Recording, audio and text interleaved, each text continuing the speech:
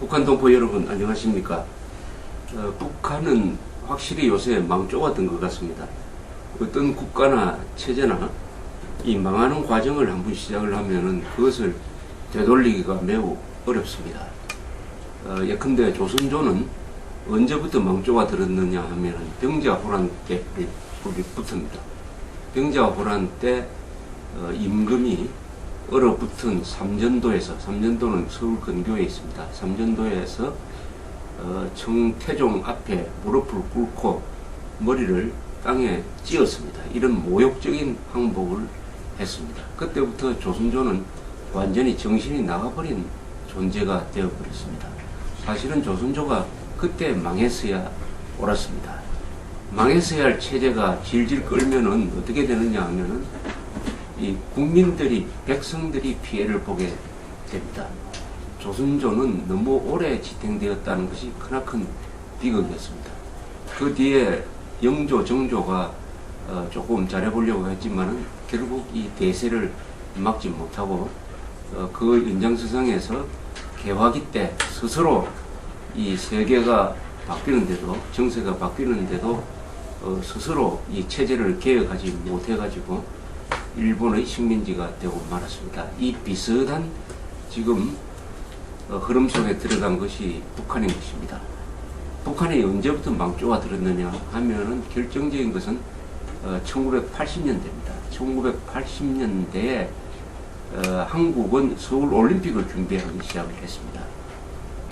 김일성, 김정일은 이 서울 올림픽을 막으려고 아웅산 테러 또는 카알기 폭파 사건을 일으켰고, 한편으로는 평양 축전이라는 것을 개최를 해가지고 1989년에 세계 청년 축전이라는 것을 개최함으로써 서울 올림픽에 대해서 대항하려고 거기에 돈을 많이 때려 넣었습니다. 약 50억 달러 이상이 거기에 들어갔습니다.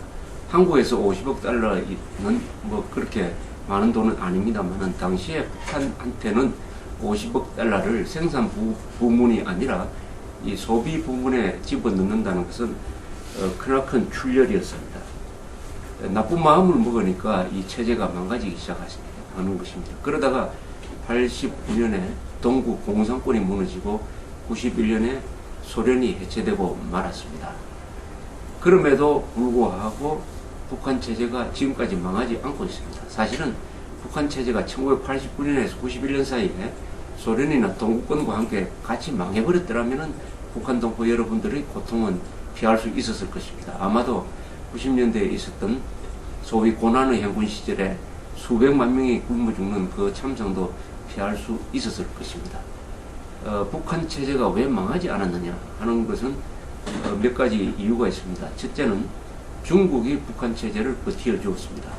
동시에 북한이 그 어려운 때에도 핵무기 개발과 미사일 개발을 통해서 세계의 주목을 받으면서 북한 주민들로 하여금 김정일을 쫓아내는 그런 운동을 하지 못하도록 환경을 조성했습니다. 긴장을 조성했습니다.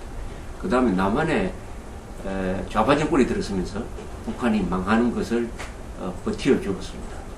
다시 북한은 망하는 프로세스에 다시 들어갔습니다. 언제부터냐? 작년부터입니다. 이명박 정부가 들어서면서 북한에 대한 지원을 끊어버리니까 다시 김정일 정권이 아주 이상한 행동을 하고 있습니다. 핵실험을 다시 한다느니, 미사일을 다시 쏜다느니 공갈을 놓고 있는데, 그렇게 한다고 해서 뭐 달라질 게 없습니다. 오히려 망하는 과정이 더 빨라질 것이라고 생각합니다. 북한은 반드시 망합니다. 왜냐? 인간은 대세를 만들지만은 인간은 그 대세를 거꾸로 돌릴 수 없다고 합니다. 어떤 대세는 오랫동안의 이 진화 과정을 거칩니다. 북한이 망하기 시작한 것은 오래된 역사가 있습니다. 많은 사람들이 북한이 망하도록 참여를 했습니다. 그것을 거꾸로 돌리려면 더 많은 시간과 더 많은 인력이 투입돼 가지고 더 좋은 방향으로 가야 되는데 그런 움직임이 하나도 보이지 않습니다. 구체적으로 왜 북한이 망하느냐 하는 것을 따져보면, 첫째, 북한 체제는 확대 재생산이 안 되는 구조입니다. 확대 재생산이라는 것은 뭐냐면 어떤 집안에 비교하면은 최소한 부모는 2사람 이상의 아기를 낳아야 그 집안이 유지가 됩니다. 그런데 한 아기 낳기 운동을 한다든지 아예 자녀를 낳지 않으면 그 집안은 끊어져 버리는 것입니다.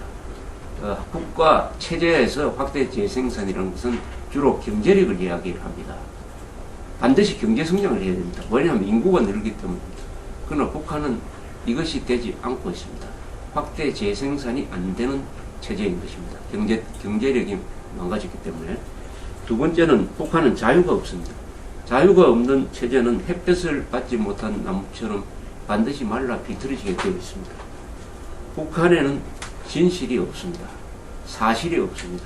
사실이 없으면 논리가 성립이 되지 않습니다. 과학이, 합리성이, 기술이 발달할 수가 없는 것입니다. 과학, 기술은 모두 다 사실에 기초를 하고 있습니다. 그리고 북한에는 사랑이라는 게 없습니다. 사랑이 없으면 그 조직은 살벌해지고 딱딱하게 굳어집니다. 굳어진 체제는 어떻게 되느냐 하면 변화에 적응할 수가 없습니다. 북한은 변화에 적응하지 못하기 때문에 지금 위기를 맞고 있습니다. 오래 살아남은 동물들이 있습니다. 공룡은 반짝하다가 없어져 버렸습니다.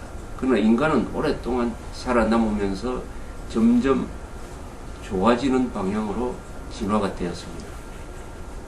강한 힘센 동물이 오래 남는 것이 아니라 변화에 적응할 수 있는 동물이 오래 남는다고 합니다. 북한은 아주 힘이 센 나라입니다. 핵도 미사일도 있습니다. 그러나 변화에 적응할 수가 없습니다. 왜 변화에 적응할 수가 없느냐 하면은 북한에는 김일성, 김정일이가 있기 때문입니다. 김일성, 김정일의 교시라는 것이 북한이 변화하는 것을 딱 막아놓는 일종의 잠금장치입니다. 잠금장치. 그러니까 북한 동포 여러분들을 어떤 건물 안에 몰아넣고 바깥에서 문을 채운 사람이 김일성, 김정일입니다.